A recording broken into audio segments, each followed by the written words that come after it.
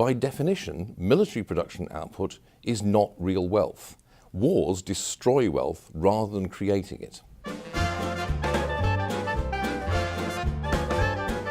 There are a number of myths about the Great Depression which are very popular. The first is that Herbert Hoover was a do-nothing, laissez-faire president who simply allowed unemployment to rise and was responsible for a total economic collapse. In fact, this is the opposite of the truth.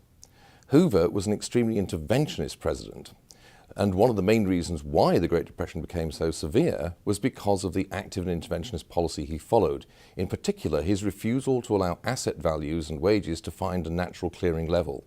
The second myth is that the New Deal saved American capitalism and brought the Great Depression to an end. The historians generally do not believe this anymore. The fact is that in most parts of the world, the Great Depression began to end much, much earlier and much more quickly than it did in the United States.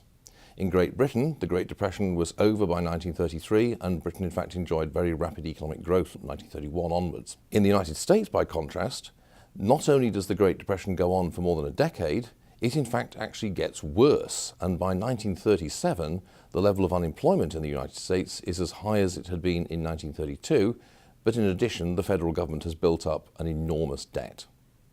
The third common myth is that what eventually ended the Depression and saved the economy was World War II. By definition, military production output is not real wealth. Wars destroy wealth rather than creating it.